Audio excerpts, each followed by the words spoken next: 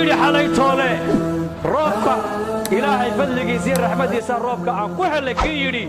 kaasi anuu ii rumeeyey buu ilaahay yidhi oo anuu ii aaminsan yahay xidigahana uu beeneeyey kuwii yidhi xalay toole xidigtii halkaa ku ururtay noo muuqatay roobka da'ayay sheegaysa kii yidhina kaafirun bi kaasina aniga ayuu maaragtaana ii inkiray xidigahana uu rumeeyey buu ilaahay yidhi marka wixii ilaahay keenay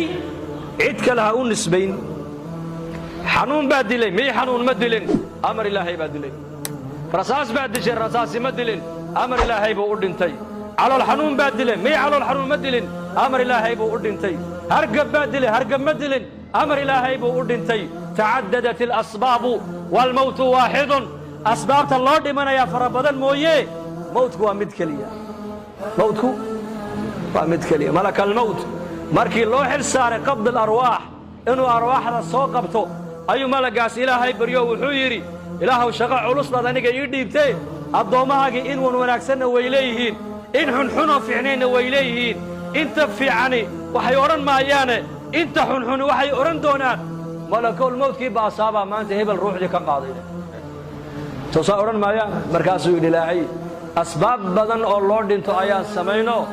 adigaba meesha lagu soo dhigani maayo shaqo teg baa lagu yidhi hebel maxaa dilay baabuur baa dilay hebel calool xanuun baa dilay hebel hargab baa dilay hebel taacuun baa dilay hebel xabad baa dishay hebel baddaa liqday hebel daad baa qaaday hebel waraa dhurwaa baa cunay hebel malakalmood baad qabtay ma maqasheen weli lamaba yidhahdaba cilal badan baa samayn baa ilaahay ku yidhi malakalmowdow loo dhinto oon adigaba meesha lagu soo dhiganba marka nolosha iyo dhimashada ayaa haya almuxyi ka wax nooleeya waa allah almumiitu ka wax dilana haddaad tiraahdi ka wala hargabkan yaree dadku ay sheegayaan baa loo dhimanaya haddaad tirahda ka waran oo tiraahdo waan dhimanahay salaamin salaanta ma lagu dhintaa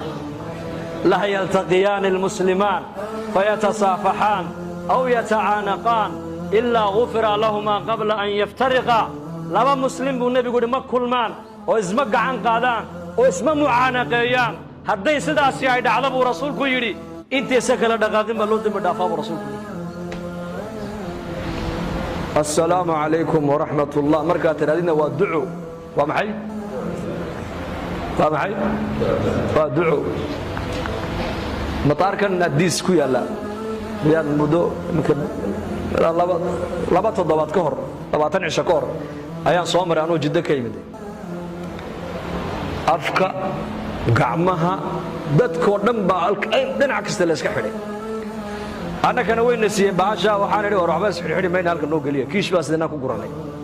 wixii ilaahay noo qadaraa nagu dhici waxaan waa yaqiin faasid waxaan idhi horta gaaladii ilaahay waa naga asturayoo khamrigii iyo urtii iyo sigaarkii ka soo neefi jiray gudahoogaa ilaahay ku celiyey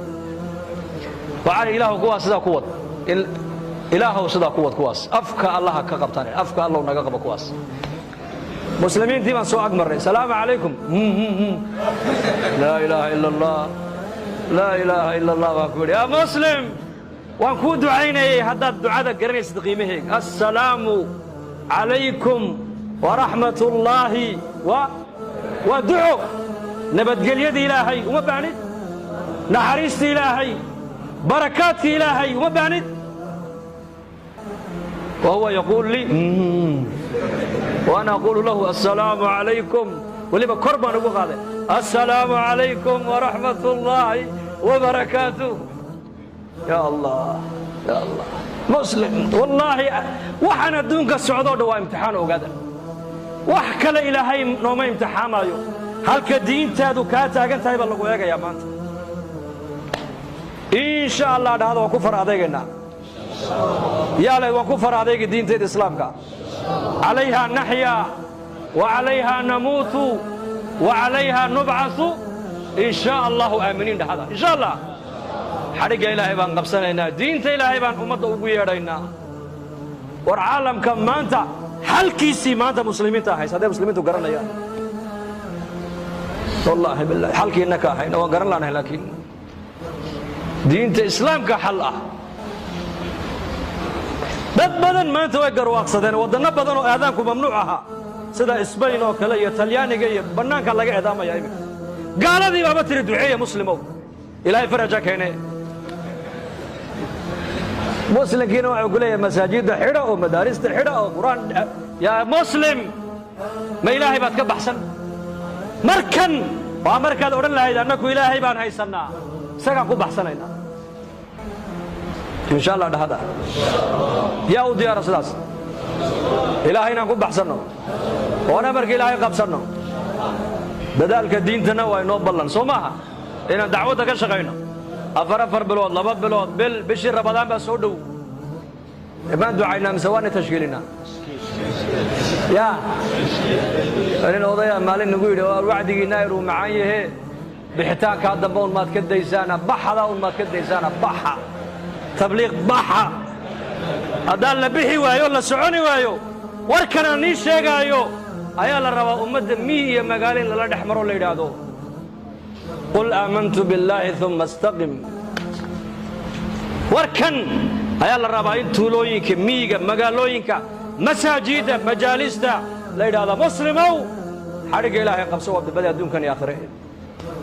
هذا الشقة مركز سعودي فعل يحركات أن لقدرين هذا الكلي وأنا مجا يقطب تيرو دي كده يستمع ما ترى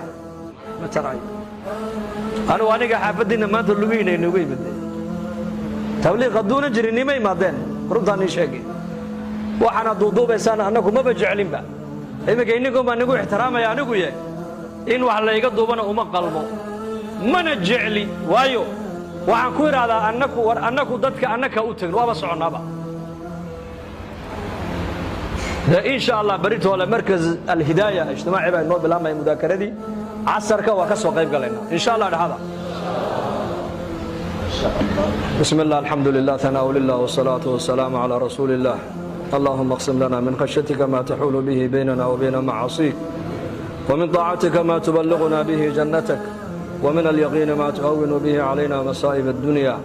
متعنا اللهم بأسماعنا وأبصارنا وقواتنا أبدا ما أبقيتنا واجعل الوارث منا واجعل ثارنا على من ظلمنا وانصرنا على من عادانا ولا تجعل مصيبتنا في ديننا ولا تجعل الدنيا أكبر همنا ولا مبلغ علمنا ولا إلى النار مصيرنا واجعل الجنة هي دارنا ولا تسلط علينا بذنوبنا من لا يخافك فينا ولا يرحمنا اللهم ارفع مقتك وغضبك عنا اللهم ارفع مقتك وغضبك عنا ولا تؤاخذنا بما فعل السفهاء منا وآمنا في أوطاننا وأصلح أئمتنا وولاة أمورنا وارفع عنا الغلا والوبا والزنا والزلازل والقحل والفسق والفجور والظلم والحروب والقبيلة والعصبية وسوء الفتن ما ظهر منها وما بطن عن بلدنا هذا خاصة وعن سائر بلاد المسلمين عامة يا مقلب القلوب ثبت قلوبنا على دينك سبحان ربك رب العزة عما يصفون سلام على المرسلين والحمد